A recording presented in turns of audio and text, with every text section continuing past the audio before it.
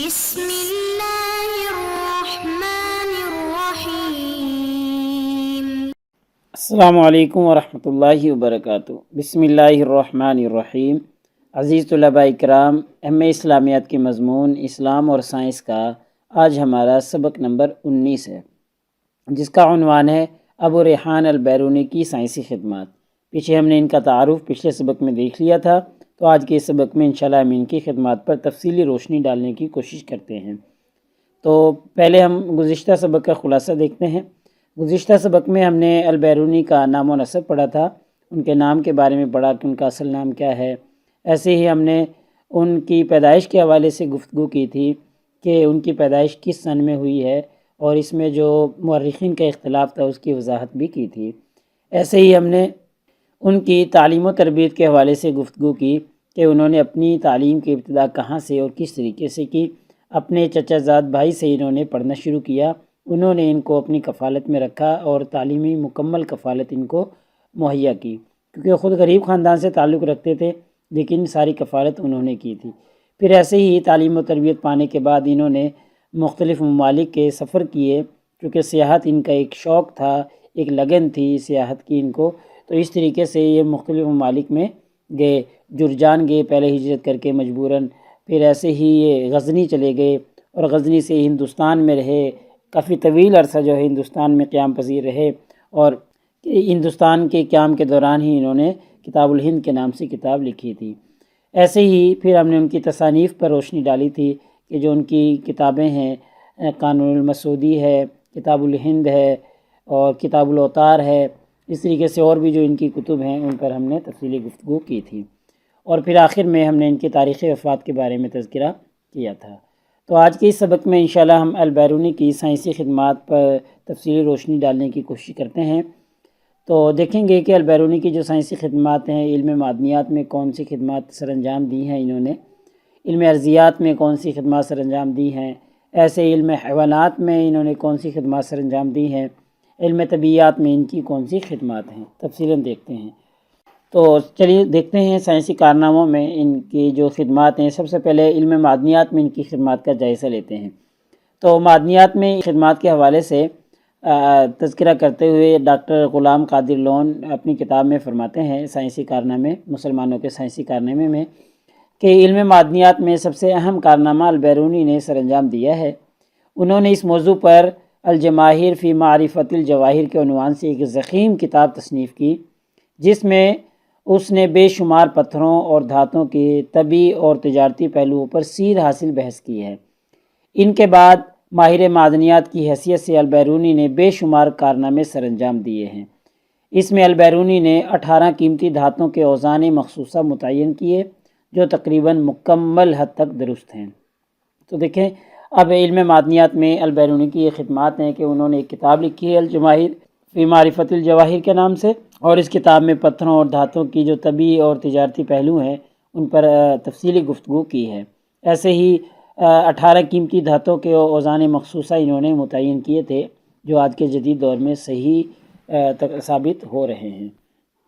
اور اگر ہم ان کی علم ارضیات میں خدمات دیکھیں تو سب سے بڑی بات یہ ہے کہ البیرونی کا شوق بہت تھا، بڑی دلچسپی تھی علم ارضیات میں، ان کی علم ارضیات کے ساتھ بڑی دلچسپی رکھتے تھے، اور علم ارضیات کے بارے میں انہوں نے بڑی اچھوتی معلومات فراہم کی ہیں۔ پہلی مرتبہ ایسا ہوا تھا کہ انہوں نے یہ خیال ظاہر کیا تھا کہ وادی سندھ کسی زمانے میں سمندر کا طاس رہی ہے۔ ایسے ہی علم ارضیات میں ان کا ایک کارنامہ یہ ہے کہ انہوں نے سمندر کے پانی کے نمکین ہونے کی وجہ بتلائی تھی کہ سمندر کا پانی نمکین کس وجہ سے ہوتا ہے، تو یہ علم ارضیات میں ان کی شوق کی ایک بہت بڑی علامت ہے۔ ایسے ہی اس کے علاوہ علم ارضیات میں ان کی خدمات یہ ہیں کہ انہوں نے فواروں، قدرتی چشموں اور جو زیر زمین کنویں ہوتے ہیں، ان کے جو پانی ہیں وہ خود بخود ابھر آتے ہیں، تو ان پانی کے خود بخود ابھرنے کے جو اسباب ہوتے ہیں تفصیل کے ساتھ البیرونی نے ان کو بیان کیا ہے کہ کنووں کا پانی، چشموں کا پانی، فواروں کا پانی اوپر کی طرف کیوں ابھر آتا ہے، اس کے کیا اسباب ہیں، تو یہ البیرونی نے بتلائے ہیں۔ تو یہ علم ارضیات میں ان کی ایک بڑی خدمت رہی ہے۔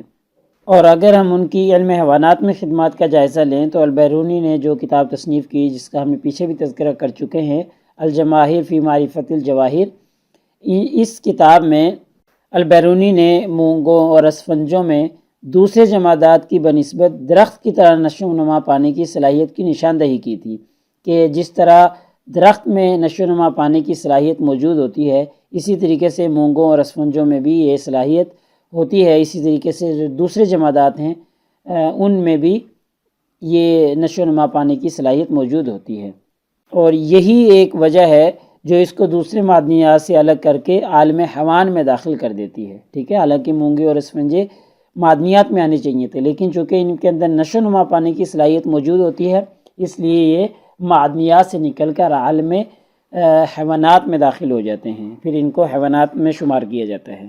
علم طبیعیات میں اگر ہم ان کی خدمات دیکھیں تو فزکس جو ہے، علم طبیعیات جو ہے، وہ البیرونی کی توجہ کا خاصا مرکز رہا ہے، اور البیرونی نے اپنے ہم عصر ابن سینا کے ساتھ مل کر طبیعیات موضوع پر کافی تفصیل کی تھی اور کافی بحث و مباحثہ کیا تھا، اور البیرونی نے کھل کر ارسطو کی تنقید کی تھی اور اس کے نظریہ کو رد کیا تھا۔ یعنی البیرونی ایک ایسا سائنسدان گزرا ہے جس نے ارسطو کی جو روایت تھی، ارسطو کا جو نظریہ تھا، اس کو رد کیا ہے، اور رد کرنے کی ایک روایت قائم کی تھی، اور یہ پہلی مرتبہ ایسا ہوا تھا۔ ایسے ہی البیرونی نے طبیعیات میں یہ بھی اضافہ کیا اور روشنی کے بارے میں یہ انکشافات کیے کہ روشنی کی رفتار آواز کی رفتار سے تیز ہوتی ہے۔ یعنی اگر آواز اور روشنی کو آپ ایک دفعہ ہی شروع کیا جائے، ایک دفعہ چھوڑا جائے، تو روشنی کی جو رفتار ہے وہ آواز کی رفتار سے تیز ہوتی ہے۔ یہ پہلی مرتبہ انہوں نے نظریہ پیش کیا تھا۔ اس کے بعد البیرونی نے پانی کو بھی تحقیق کا موضوع بنایا تھا اور پانی پہ بھی مختلف قسم کے نظریات قائم کیے تھے۔ تو اب ہم البیرونی کی خدمات کا اجمالی سا جائزہ لیتے ہیں، اور ان کی جو خدمات ہیں ان کا مختصراً جائزہ لینے کی کوشش کرتے ہیں۔ نمبر 1 یہ ہے کہ البیرونی نے 24 مئی 997 عیسوی کو اپنے آبائی شہر کاٹ میں چاند گرہن کا مشاہدہ کیا تھا۔ یہ پہلی مرتبہ انہوں نے چاند گرہن کا مظاہرہ کیا تھا۔ ایسے ہی البیرونی نے ایک ایسا آلہ ایجاد کیا جس سے اس نے زمینی عرض بلد نکالا تھا، یعنی زمین کا جو عرض بلد ہوتا ہے وہ انہوں نے نکالا تھا۔ نکالنے کے لیے انہوں نے آلہ ایجاد کیا تھا۔ ایسے ہی تیسرا یہ ہے کہ البیرونی نے 1018 میں غزنی میں ایک رصد گاہ قائم کی تھی جس میں وہ مشاہدہ افلاک کیا کرتے تھے، یعنی افلاک کا مشاہدہ کرتے تھے، تو وہ رصد گاہ انہوں نے قائم کر رکھی تھی۔ ایسے ہی البیرونی کی ایک بڑی خدمت یہ بھی ہے کہ البیرونی نے 8 اپریل 1019 کو کابل کے شمال میں نعمان نامی قصبہ میں سورج گرہن کا تفصیلی مشاہدہ کیا۔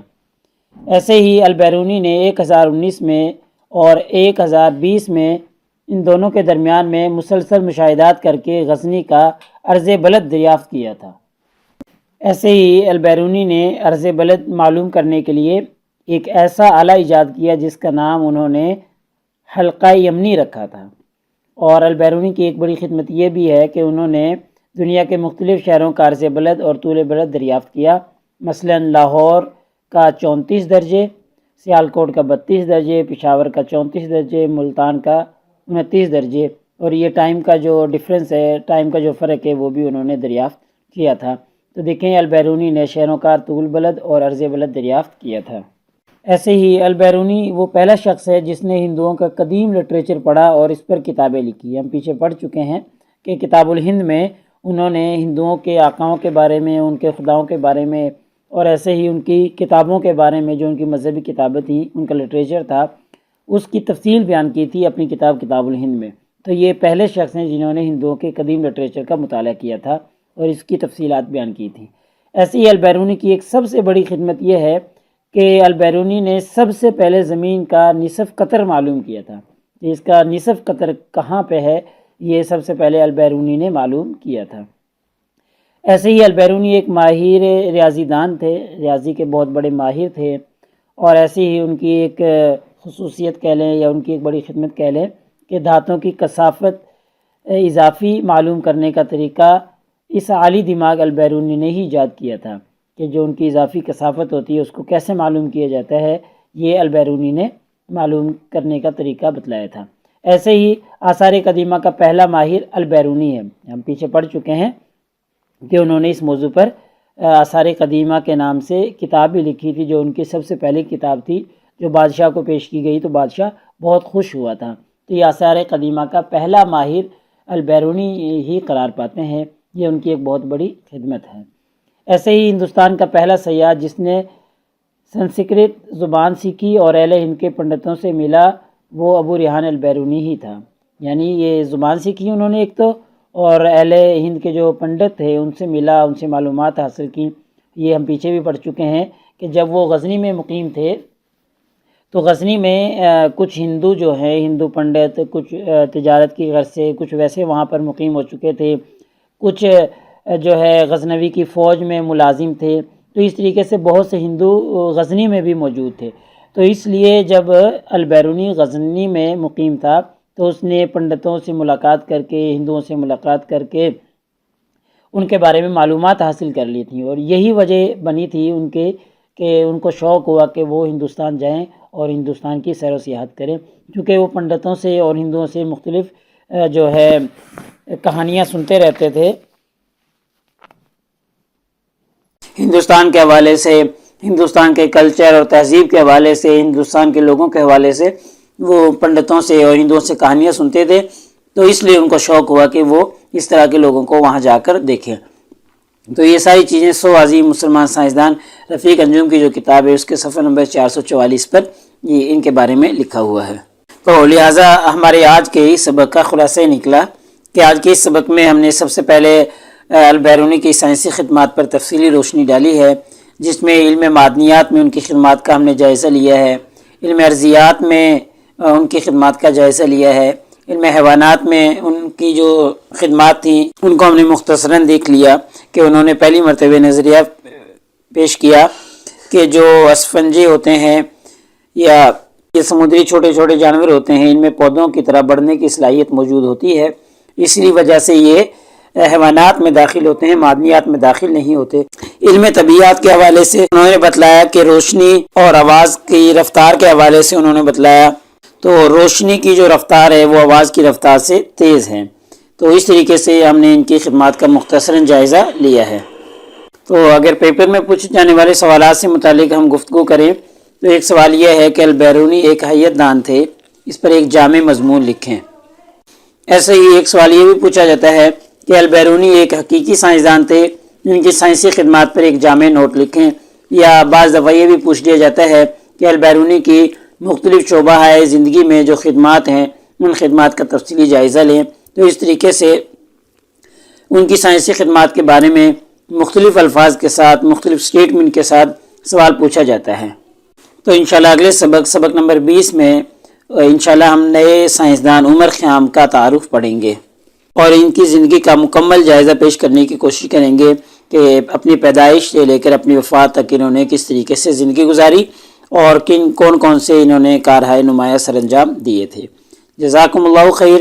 السلام علیکم ورحمۃ اللہ وبرکاتہ۔ اللہ پاک آپ سب لوگوں کا حامی و ناصر ہو۔ اگلے سبق تک اجازت چاہتا ہوں۔